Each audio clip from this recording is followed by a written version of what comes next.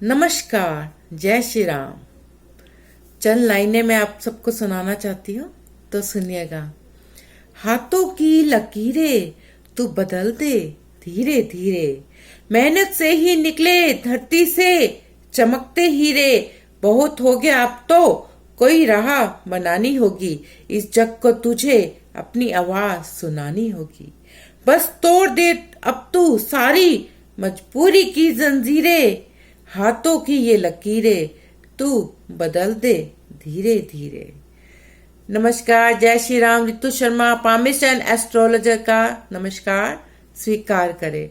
तो कैसे आप सब इंतजार कर रहे थे मेरी अगली वीडियो का? धन्यवाद आपका बहुत बहुत, और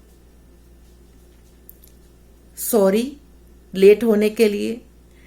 चलिए आज हम पहले पिछला रिवाइज कर लेते हैं, थोड़ा सा पिछला पढ़ लेते हैं, फिर आगे बढ़ते हैं। हमने जैसे पिछली वीडियोस में जाना था कि हमारे हाथों में पर्वत है, लकीरें हैं, उंगलियां हैं। ठीक है, कनिष्ठिका उंगली, अनामिका उंगली, मध्यमा उंगली, तर्जनी उंगली और अंगूठा। ठीक है, और मेन जो लाइंस है, प्रमुख रेखाएं है जीवन रेखा, मस्तिष्क रेखा, हृदय रेखा, भाग्य रेखा। ठीक है, और एक यहाँ मंगल रेखा, किसी की लाइट होती है किसी की डार्क होती है, सूर्य रेखा। ठीक है, तो ये मेन रेखाएं हमने समझी थी। और यहाँ होती है हमारी मणिबंध रेखा। ठीक है, अब हम आगे चलते हैं। हमारे हाथों के आकार और प्रकार से हम बहुत कुछ समझ सकते हैं और जान सकते हैं। हाथों का परीक्षण करते समय यह बात ध्यान में रखनी चाहिए कि हाथ का आकार कैसा है तथा पुरुष का है अथवा महिला का। इसके पश्चात दोनों की शारीरिक भिन्नता को ध्यान में रखकर ही हाथ का परीक्षण किया जाना चाहिए।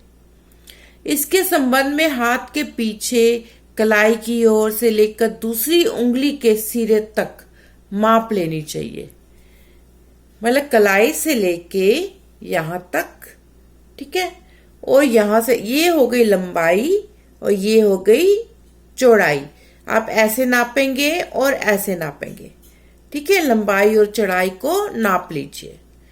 ठीक है, तो उससे आपको समझ आएगी कि हाथों का आकार कैसा है। अधिक बड़े या लंबे हाथ वाले व्यक्ति किसी भी बात के निरर्थक विस्तार में जाने वाले सनकी या पागल के समान होते हैं। ये कठोर अनुशासक होते हैं, बात बात में हस्तक्षेप करते हैं तथा कभी संतुष्ट नहीं होते। ऐसे व्यक्ति समाज के लिए कोई भी विशेष लाभकारी नहीं होते, क्योंकि वे आवश्यकता से अधिक भावुक तथा कल्पनाजीवी होते हैं। अधीरता और अस्थिरता के कारण ये संघर्ष से दूर रहते हैं। तो ये जिनका हाथ ज्यादा बड़ा हो और लंबा हो, उनके लिए ये जो मैंने समझाया। लंबे हाथ वाले, जिनका हाथ लंबा ज्यादा होता है, लंबे हाथ वाले व्यक्ति विचार और व्यवहार में सदैव एक समान रहने वाले तथा समाज के लिए उपयोगी होते हैं। अपनी दैनिक चर्या में सदैव प्रसन्न रहते हैं तथा उदास कम ही होते हैं। ये व्यवहार कुशल, चतुर तथा मेधावी होते हैं। अनुमान मात्रा से ही ये बात की तह तक पहुंच जाते हैं। कार्य परिणाम के बारे में उनकी धारणा प्राय सही होती है। किसी भी अपरिचित व्यक्ति को देखकर उसके स्वभाव और चरित्र के बारे में उसकी प्रतिभा, कौशल व इनका अनुमान सही होता है। तो ये हो गए जिनके हाथ लंबे ज्यादा होते हैं। ठीक है, सामान्य हाथ जो सामान्य होते हैं, ना अधिक लंबे होते हैं ना अधिक बड़े होते हैं। ठीक है, सामान्य हाथ वाले व्यक्ति स्थान और वातावरण को तत्काल समझकर तद अनुसार ढंग से बात करने में निपुण होते हैं। ऐसे लोग बड़े जागरूक और व्यावसायिक बुद्धि से संपन्न होते हैं। इनके बातचीत करने का ढंग बड़ा ही प्रभावशाली होता है। ये सामान्य तथा व्यवहारिक ज्ञान से संपन्न होते हैं। संघर्षशील जीवन बिताते हुए भी ये अपने जीवन में सफलतापूर्वक आगे बढ़ते हैं। सामान्य स्वास्थ्य धनी ऐसे व्यक्ति परिस्थितियों के अनुसार बन जाने की अद्भुत क्षमता रखते हैं। तो सामान्य हाथ वाले बहुत ही समझदार होते हैं। छोटे हाथ वाले व्यक्ति कोमल मस्तिष्क, विस्तृत विचार एवं विशेष गुणों से संपन्न होते हैं। ऐसे व्यक्ति लंबी चौड़ी कल्पनाएं करते हुए कल्पना के बल पर ही सब कुछ करने को उद्यत होते हैं, किंतु इनके जीवन में सुस्ती और आलस्य होता है। संभवतः इसी कारण ये अपनी किसी भी योजना को कार्यान्वित नहीं कर सकते। वास्तव में ऐसे लोग पूरे शेख चिल्ली होते हैं। लंबी लंबी बातें करना, डिंगे हाँकना, आडंबर के बल पर धाक जमाए रखना इनको सुखद लगता है। इसके लिए ये भ्रम की सृष्टि करके संदेह का वातावरण बनाए रखते हैं, किंतु तीव्र मस्तिष्क पाकर भी ये अवसर का सदुपयोग नहीं कर पाते। फलस्वरूप समय बीत जाने पर पछताते रहते हैं। अंततः इन सब कारणों का परिणाम यह होता है कि योग्य एवं समर्थ होते हुए भी इस प्रकार के हाथ वाले व्यक्ति अपने जीवन में आंशिक सफलता ही प्राप्त कर पाते हैं।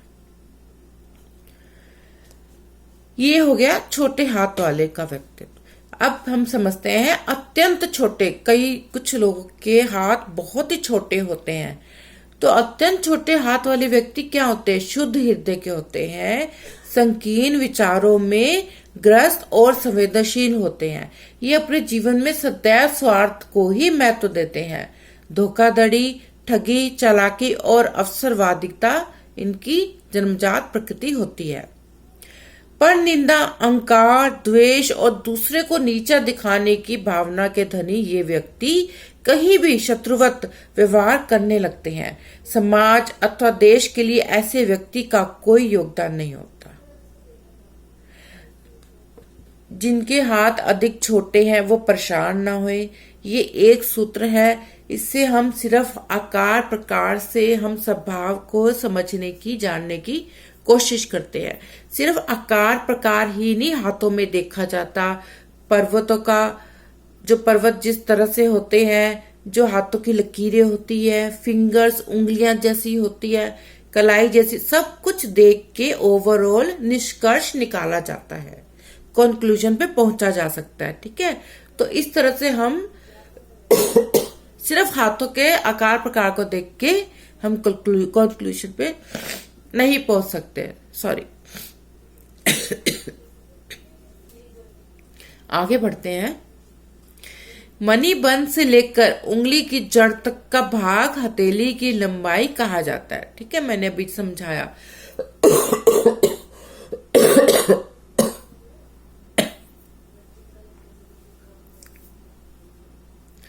माफ कीजिएगा, थोड़ा स्वास्थ्य खराब होने की वजह से शायद मैं ये वीडियो पूरी ना कर पाऊं, पर जितनी करिए आप समझे, जाने और सीखे और आगे बढ़े और सबका हाथ और अपना हाथ को देखे, पर निष्कर्ष पर अभी नहीं पहुंचना।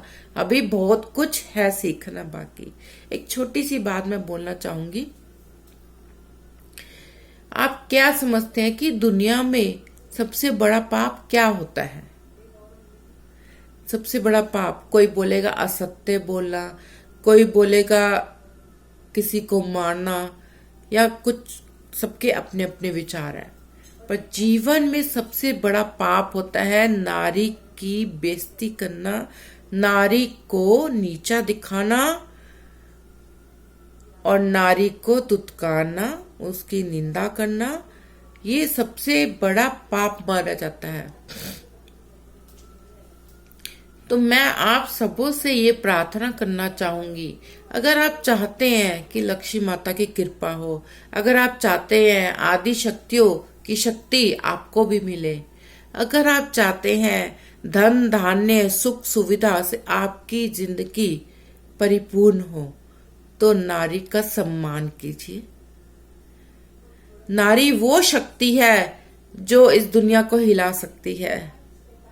नारी वो शक्ति है जो सब कुछ बदल सकती है। इस बात को समझिए, जानिए और सबसे अच्छा कर्म कीजिए। धन्यवाद। अगर आपको ये वीडियो पसंद आई हो तो सब्सक्राइब, लाइक एंड शेयर जरूर कीजिएगा। Ritu Sharma astro and palmist का नमस्कार एंड अलविदा।